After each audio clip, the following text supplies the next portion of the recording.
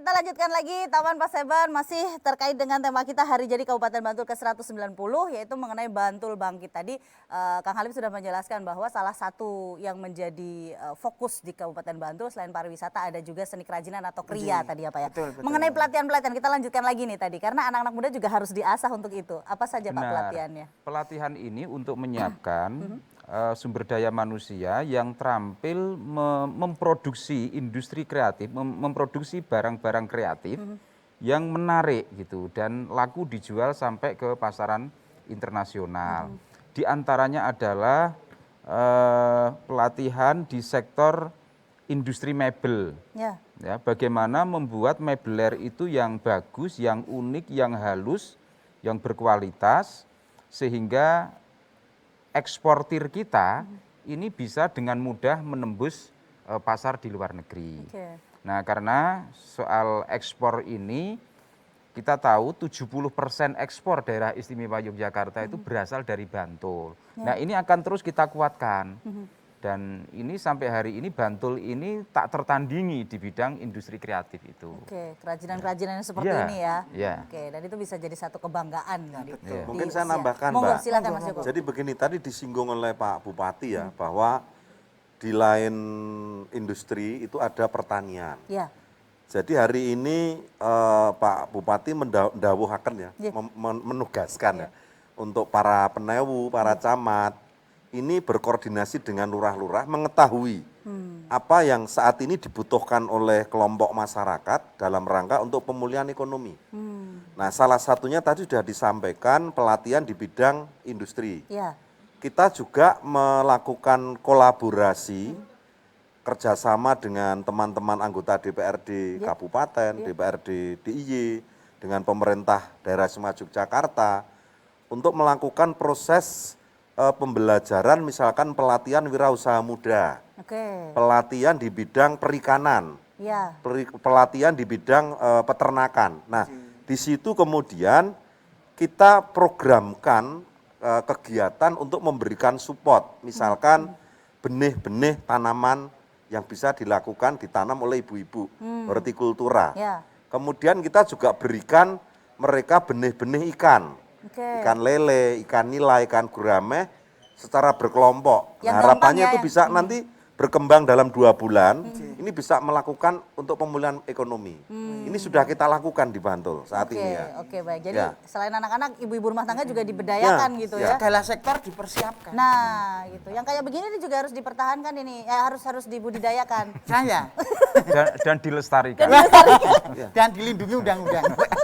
Oke, baik. Kang Halim harapannya ke depan seperti apa? Ini sudah 190 tahun Kabupaten Bantul. Kedepannya pengennya? Ya, harapannya 2 hal. Pandemi selesai, ekonomi pulih. Dengan gotong royong dan kekompakan masyarakat Bantul bersama pemerintah dan stakeholder yang terkait dengan itu. Oke. Itu. Kepinginnya itu ya, seperti itu ya. Tapi kalau saat ini Mas Joko melihatnya sudah bisa jalan ke sana belum atau masih ada hambatan-hambatan di lapangan? Jadi memang harus kita akui secara jujur ya. Pak Halim, Kang Halim sama saya ini memang hari ini mendapatkan amanah di era situasi yang seperti ini. Jadi kita memang harus dituntut memiliki inovasi-inovasi. Bagaimana supaya Bantul ini bisa berangkat untuk bangkit. Tadi disinggung pertama adalah bangkit dari pandemi. Yang kedua pemulihan bidang perekonomian. Kalau 2 hal itu nanti bisa bagus, investasi itu akan masuk. Pak Bupati selalu memberikan ruang untuk kita ini harus ramah, siap untuk menerima investasi masuk. Agar supaya ke depan betul-betul Bantul Projo Taman Sari berbudaya, sejahtera, demokratis dan agamis itu bisa terwujud. Tuh tadi loh yang panjang lebar tadi tuh yang aku didadak untuk harus. Ini Mbak Wira, saya tuh mendengar dari netizen. Waduh, pernah ngerti gue netizen. Netizen ini Bang Bambang Lipuro. Ini Pak Halim dan Pak Joko ini kalau nyanyi suaranya wah bagus. Ambiar. Tapi nanti kejutan. Berarti tidak hanya kita tadi yang didadak untuk itu ya. Lah iya. Jadi beliau pokoknya ini episode pucet-pucetan. Episode ini ya. Tapi nanti ini biar beliau persiapan dulu. Oh iya, siap. Nah, kalau tadi ada kata-kata inovasi yang saya tangkap dari Mas Joko ya. Inovasi kira-kira yang akan dilakukan oleh Kang Halim, Mas Joko dan teman-teman di Kabupaten Bantul seperti apa nih untuk kedepannya? Ya, inovasi ini kan cara untuk mempercepat hasil. Ya, salah satu caranya dengan inovasi. Jadi dengan inovasi itu diharapkan hambatan-hambatan itu bisa kita terobos dengan cepat.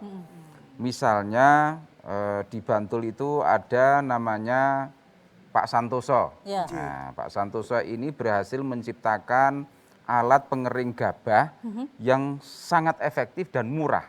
Tapi ini benar Pak ada Pak? Iya. Iya. Jadi itu salah satu contoh inovasi yang dikembangkan oleh masyarakat Bantul bersama pemerintah. Kemudian inovasi di bidang teknologi. Di antaranya bagaimana dalam surat menyurat di Kabupaten Bantul di lingkungan birokrasi itu tidak lagi diperlukan kertas. Ya, tetapi dengan namanya e-letter, electronic letter. Ya, itu salah satu cara untuk menerobos hambatan-hambatan dan meningkatkan efisiensi. Gitu. Baik di bidang pemerintahan maupun di bidang ekonomi kerakyatan yang kita kembangkan di Bantul. Gitu. Baik. Nah sejauh ini kendala-kendala berarti nggak ada ya Pak ya untuk menuju ke sana ya masyarakat? Ya kendala tentu ada ya namanya juga usaha kan. Namanya juga usaha. Itu pasti ada tantangan, ada kendala itu biasa. Tetapi asal kita itu fokus terhadap hasil, berorientasi kepada hasil, ya harus kita jalani terus-menerus. Ya. Supaya hambatan-hambatan itu bisa kita pecahkan. Kita tidak muntir, kita tidak terus jurung lokro. Nah, kita harus konsisten dan terus saja melakukan sampai hambatan itu bisa kita pecahkan bersama. Baik. Dan ini butuh kerjasama dari masyarakat harus semua semangat. Pihak. Iya. Pemimpinnya semangat, masyarakat harus semangat. Untuk menuju Bantul yang berprestasi. Apa era aku? Termasuk senimannya harus semangat. Cocok. Ini dia. Ini jawabnya sepi Pak. Curhat pasti, selalu curhat. Ya udah curhat sama Mas Joko boleh, silakan mau curhat apa? Mau tanya terkait dengan hari jadi yang ke-190 juga boleh. Nah ini Pak, mungkin kan kendala mungkin ketika di masyarakat sendiri itu kan banyak ketika kita melakukan informasi ke masyarakat itu banyak yang ngeyel-ngeyel Pak. Misalnya sosialisasi. Himbuan apa? Itu untuk sosialisasinya itu pripun Pak ini sejauh ini. Jadi kan seperti disampaikan Pak Bupati tadi ya Kang Halim bahwa masyarakat ini mengalami kejenuhan.